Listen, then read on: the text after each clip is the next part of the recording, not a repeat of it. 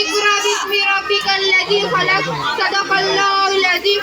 شہادت سیادت عبادت علم وسیلت دولت طاقت علم بے شبہ ہو جو علم کی دولت سے خالی کہنے کو بصیرت سے خالی.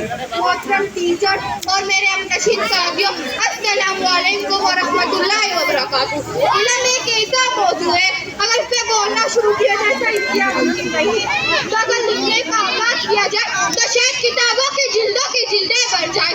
اس مختصر وقت میں آپ حضرات کے سامنے علم کی اہمیت کے بارے میں کچھ معلومات پیش کرنا چاہتی ہوں.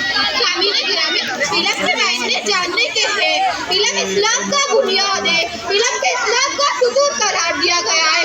یہ علم ہے جس کے ذریعے انسان اپنے خالق کو پہچانتا ہے. چنانچہ پہلی وحی جو حضرت محمد صلی اللہ علیہ وسلم نازل ہوئی وہ بھی علم کے متعلق تھی. ارشاد خدا بندی ہے اقرأ باسم ربک الذی خلق. اے پیغمبر اپنے پروردگار کا نام لے کر پڑھ جس نے دنیا کو پیدا کیا.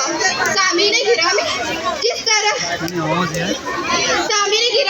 اسلام میں پڑھے لکھے اور بغیر پڑھے لکھے افراد کے درمیان فاصلہ رکھا گیا ہے. اسلام علم رکھنے والے افراد کو خصوصی اہمیت دیتا ہے. حضرت محمد صلی اللہ علیہ وسلم کا فرمان ہے علم حاصل کرو. علم کی طلب عبادت ہے. علم کا تذکرہ تسبیح ہے. علم کی طلب جہاد ہے. علموں کا علم سکھانا صدقہ ہے.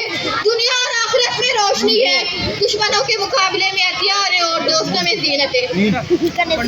سامعین گرامی، جس طرح حدیث میں فرمایا گیا علم حاصل کرنا مرد عورت دونوں پر فرض ہے، تو میں یہاں پر لڑکیوں کی تعلیم کے بارے میں کچھ بولنا چاہتی ہوں. ایک پڑھی لکھی لڑکی معاشرے میں برابری لا سکتی ہے. ایک پڑھی لکھی لڑکی صحیح غلط کا پہچان کر سکتی ہے. تعلیم لڑکی کو مختار بناتی ہے. ایک پڑھی لکھی عورت اپنے بچے کی صحیح تربیت کر سکتی ہے. ایک پڑھی لکھی عورت کو عزت اور احترام ملتا ہے. آخری میں شعر کے ساتھ اجازت دینا چاہتی ہوں. بیٹیوں کے لیے زیور تعلیم سے بڑھ کر، بیٹیوں کے لیے زیور تعلیم سے بڑھ کر تحفہ کسی بابل کا کوئی اور نہ ہوگا.